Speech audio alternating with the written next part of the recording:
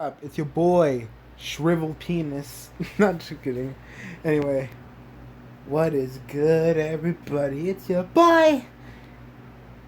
I'm just reacting, and today I'm just reacting to ETU-Animated Stories, the newest one. I know you're wondering, you watched already? No, I fast forward all the way to the beginning. Hi there. And it cuts all ads. Thank me later. Actually, I gotta thank the fucker that credited that found this out, but someone else found it out, not me. So don't give me no credit unless you found out for me. Then whatever. This is the newest upload. My boss mocks me on a business dinner, but his gorgeous wife is crushing on me. Let's see what you got, Shriveled Penis. I'm Josh, and I'm here to tell you about the story of how my boss promoted my wife to be his personal assistant just so we could date her. But before anything else, don't forget to subscribe, give this video a thumbs up, and hit that notification bell icon to show your support for me. I was a Okay, we gotta like the video. They said so. But, yo, the boss? No, I'm elbow dropping that fucker. CEO of nothing. That was my hustle. Yeah, I'm homeless. But before any of that happened, LMAO. I was actually rich. I had my own company, and I was doing well. Until one day, my biggest rival in business and my old college rival double-crossed me on a deal. That sent my company spiraling until it all crashed and burned. Everything I had vanished before my eyes, and my rival took my company from me. Through it all, my wife stuck by my side. But eventually, we lost our house, too. And for a while, we were homeless. At first, we got by with our old friends' kindness. We would live in our friends' houses for months at a time, and then we'd move on when we felt like we were overstaying our welcome. Eventually, we ran out of friends. And even though I tried as hard as I could, I cannot land a job. Especially since the economy was doing so bad. I was still well known in the community as a respected businessman, and so I still attended events and parties, introducing myself as a CEO to people who didn't know me. That title really helped us get by. I would get invited to parties, dinners, charity functions, and some people even invited me to stay at their holiday houses. I always brought my wife and her luggage along, of course, and none of them ever suspected. We just told them we always tended to pack heavy. Little did those people know that those 2 bags were all of the possessions we had left. When we would get an invitation to spend a week at some tycoon's lake house, that was always the best. We got to be in nature, relaxing while being served by servants we didn't have to pay for, and eating food we didn't get from a homeless shelter. We were secretly broke, but somehow we still hung out with the 1%ers. And we got lots of free stuff, too. Billionaires are stingy, but not to their friends. And so, I always made sure I met as many of them as I could. And every time they would invite me and my wife to some event, we'd get lots of gifts from the new friends we made. The problem was, we were getting so much stuff that we didn't have anywhere to put them. And it was getting harder and harder to explain to people why we were now bringing 4 bags for a weekend getaway instead of our usual 2. So, we started selling our stuff. My wife was against that, though. But these were gifts to us from our friends. You know, they're not really our friends, Sela. They're only nice to us because they think we're like them. The moment they find out we're actually homeless, they'll treat us worse than dirt. But what? Where are your old friends now? Didn't your girlfriend suddenly disappear when our business folded? Do you think these people are different? We may be in a different city now, but rich people are the same everywhere. I hauled our bags to the nearest pawn shop and sold what we didn't need. We got by for a while, but still we didn't have enough for a roof over our heads. True, we could have used that money for rent, but renting would just be giving money away for something you can't own. And I had bigger plans. I was going to use whatever money we made from selling people's gifts to start another business. We went to more and more parties and befriended more and more rich people. And for every weekend we'd spend at some rich lady's house, we'd come back with a haul of lavish gifts like jewelry. And for every week we spent hunting or camping at some rich guy's estate, we took home golf clubs and Italian leather shoes and custom suits. Honestly, I wish I met more rich women. The guys were awful at choosing gifts.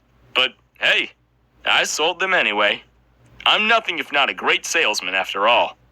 But on one fateful day, our fortunes took a turn once again. We were at a charity event, and we were really looking forward to eating as much as we could, because those types of events always had lots of fancy stuff.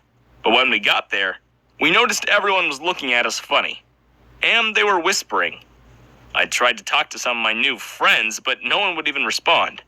They just smiled and turned their backs. Some even went as far as walking away from us. When we tried to talk to people we didn't know, they'd have a disgusted look on their face. Ew, no. Please, don't talk to us. Go away. I decided to just ignore what was happening and began to fill up a plate. If people were being weird, it wasn't going to stop me from having some of the food. But as I was taking a bite out of the chicken, the billionaire whose house we were just at a couple of weeks ago stood up on the stage and called everyone's attention. Hello, everyone. First of all, I would like to apologize that you have to tolerate the events of tonight. But please remember, we are here for the starving kids in Africa. And speaking of which, we have starving people here, too. Only, in their case, they've been pretending to be rich so they can steal from us. You... I'm gonna beat your ass. Ooh, this shit makes me mad. Suddenly, it got so bright, I had to shield my eyes. The spotlight was pointed at me and my wife. All the people who were at the event were looking at us if we had murdered somebody. What? Are you talking about me? Yes, you, Josh, CEO of .xml Technologies. Or whatever your made-up company's called. You're no millionaire. You're just a homeless bum. What? My company is not made up, and I am a CEO. Were. You were a CEO. Nobody here is gonna believe you anymore. You are hereby banned from being in any of our functions and events unless you're working as a waiter. Which is where you belong. Guards! Women dressed up in suits and The fuck they gonna do? sunglasses dragged us from where we stood. My wife screamed in protest. I'm not done with my roast chicken! Let me go! We lost all contact with that world. So once again, we had to find a hustle. Over and over, I got rejected in interviews. It seemed I was blacklisted from every position in my field of work in that city. The word has spread of what I'd done. One day, my wife said she was going to go for an interview. And when she came back, she had a massive smile on her face. I instantly knew what it meant. We celebrated before I even heard what job she got. But I regretted even asking. I got an OnlyFans. What do you mean you found us a job at Rick's company? How dare you even go back to that I thought you were gonna say, I got an OnlyFans. town? Did you forget what those people did to us? What Rick did to us?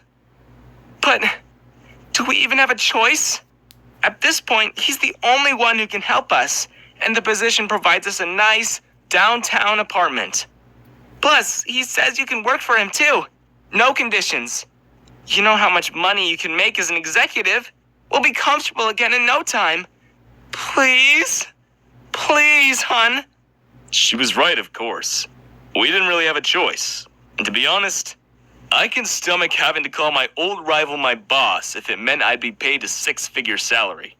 So we packed all the stuff we had left and went back to our old city. Rick's company paid for our city apartment. And by apartment, they really meant $1 million loft. From being homeless to being rich again with the snap of a finger. Rick made me manage a branch of his company. My old company that he acquired. It felt a little humiliating being his employee, but I couldn't complain. Our fortunes changed once again thanks to him. What I couldn't stomach, though, was when I found out the only reason he promoted my wife to become his personal assistant was because he wanted to date her. I stormed into his office. What do you two think you're doing? My face turned red with anger at the sight of my wife sitting on Rick's desk, holding his hand affectionately. As soon as she saw me, Sela Oh, this shit is... stood and hid behind Rick's chair. Rick simply laughed. What? Is there anything wrong with your wife and I spending time together? Well, yes! She's my wife! She's married to me! And? What do you mean, and? What I mean is that if you so much as have an objection, I can take back everything you have. I left that office with my tail between my legs. I wasn't ready to be poor again, and Sela, she looked way too happy being around him all the time. It hurt. But I was also angry that she was ready to leave me just because she found someone with more money and success. I had to teach both of them a lesson. One night, Rick invited us both to a dinner with his business partners. It was there that I met his wife, Sarah. Sarah was unhappy in her marriage, just like me. We hit it off instantly. She told me all about how Rick was always cheating on her, and I told her who he was cheating with at the moment. We saw how Rick kept holding Sela's hands so openly for everyone to see. And to top it all off, by the end of dinner, he presented her with a gift. This... I'm gonna beat the